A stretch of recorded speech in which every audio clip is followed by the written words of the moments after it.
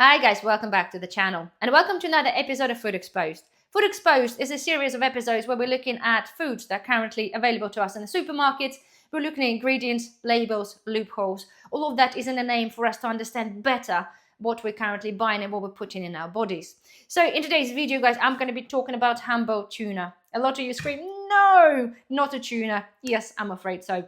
It was a little bit of a shocker to me as well. I do buy a lot of tuna. I absolutely love tuna, but the corruption that's currently happening behind the scenes, it's actually horrific. It is probably a par with the scandal of olive oil. So anyway, guys, do bear with me. So a lot of things are happening on the background in many countries, but the main thing is, guys, is you can imagine is mislabeling the tuna. So apparently, using a cheaper fish species by labeling them as a tuna or premium tuna strains. This is one of the key misconceptions.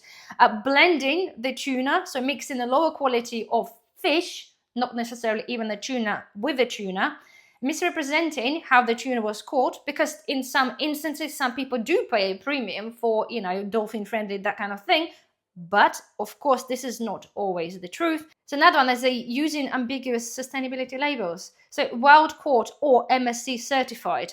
So apparently that might hide the usage of harmful fishing methods. Okay, so that's just the beginning. So, right, next thing we're talking about, guys, is the DNA, right? So they took some tests, right? DNA tests in Europe and including the samples from UK have found that a lot of tins that are labeled as tuna contained entirely different species or look-alike fish. So just imagine that. You look at your tin of tuna and it's something else. And to some of you might like, well, yeah, well, what's the big deal? Well, the deal again, you're paying for tuna, you expect to get tuna. But, right, so apparently the number one substitute or something that they put and branded as tuna is called escolar, which is also known as butterfish. So it's got a rich oily texture, resembles normal tuna when it's cooked and shredded, much cheaper to buy in bulk. And the problem is that it apparently contains the ingestible wax esters, so they can cause a severe digestive upset, nausea, cramps, and some neurotoxins. It's banned in a lot of countries, but not EU and UK. Right, this is the first one. Right, then we're moving on to oilfish, number 2, which is another close relative of the first fish we talked about. Used a lot in a fraud. It's cheap.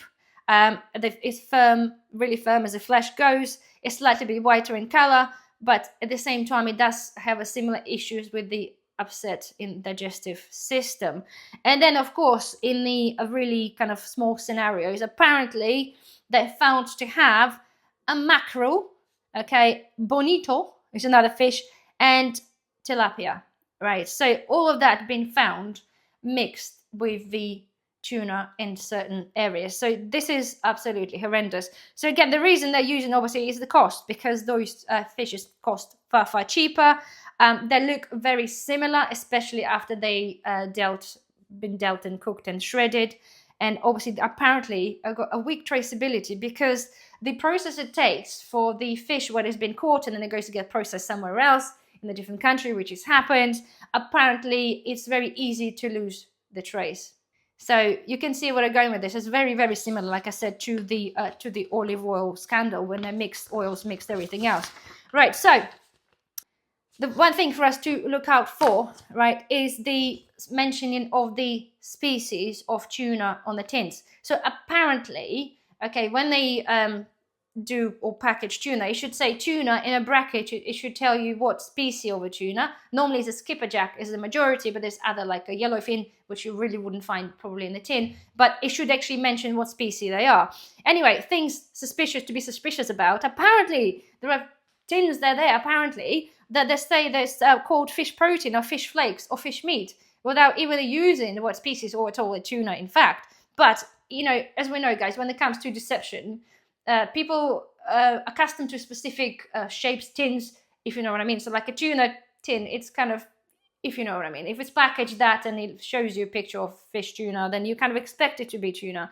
But this is something for you to look out for in the labels. See, funny thing I found right now that's happening, a lot of manufacturers now, that they sell the multi-packs of tuna, are just putting a plain label on the tuna tin, if you ever noticed that. So they still have a card outer, but the inside of the tin, I should have actually gave you to show you one, but it's just got just a pattern, and it seems to be happening quite often for one reason or the other. So anyway, so you have to look out for the MSC label. So apparently that means that the fishery was audited for sustainable stock and chain of custody. And also beware of greenwashing. Apparently, it happens that if only brands mentions that they do MSC, if the tin doesn't mention that, that means it is not.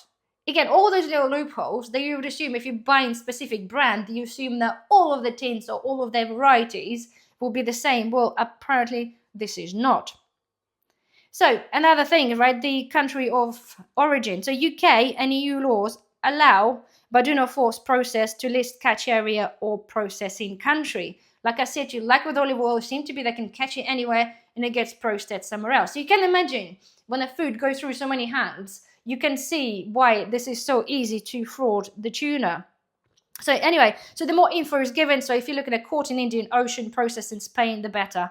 If you don't have this information, then again, it raises a little bit of suspicion. So it's now apparently not bad news, apparently, because the 1st of September 2025, which is now already, there's a new failure to prevent fraud, a legislation or law that's come into force in UK. Apparently, okay, that means that large organizations, okay, can now be held criminally liable if an associate person, so be it employee, subsidiary or agent, commits a fraud for the benefit of the organization. So basically, if somebody's done something along the chain of from fish being caught to them being box labeled or whatever, apparently they're becoming criminally liable. So I don't know how they're going to be influenced in that. The trouble is, right, it happens and it's been happening for such a long time.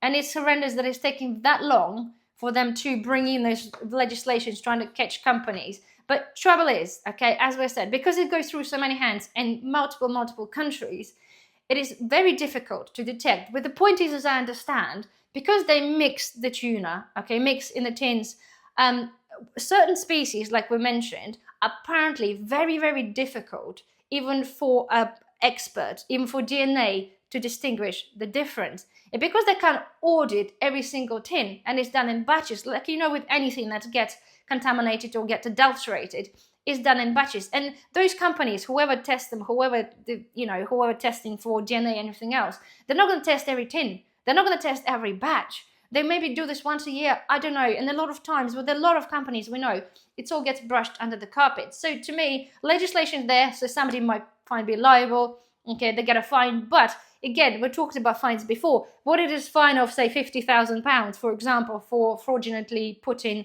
mackerel in your tuna, if you're making yourself millions and millions of profit by supplying people fake fish. So there we are. This is what it is. I think it's absolutely horrendous. And I have, as I said to you guys, I do have a tuna fetish. I love tuna for prepper pantry. It's amazing. It does last a very long time. But I'm a bit skeptical now. I'm a bit worried. And I did check a few tins. And I got to say, right, and have a look, whatever brand that you buy, there is actually, the ones you would assume will have the name of the tuna species don't. Okay, and I'm like, okay, that's really interesting. And sometimes, again, I might do this video on that, is when you open the tuna, again, sometimes the better brands look far worse than their cheaper counterparts, like the supermarket brands. So anyway, just a food for thought for you. But the point is, okay, now we have to be worried about that tuna. Not that we have to be worried, but we just need to be aware. So now next time you go shopping, just check the label. As I always tell you, whole idea of those episodes, guys, is for you to check the label so you know what you're buying. So main thing is make sure the species there, make sure it tells you where it's been caught, ideally how, and take it from there. So anyway, guys, hopefully I haven't upset you too much. Hopefully you have enjoyed the video or find this helpful. Don't forget to check out all my other Food Exposed episodes. Some of them are really eye-opening. Otherwise, don't forget, thumbs up. Thank you for watching, and I shall see you soon. Bye-bye.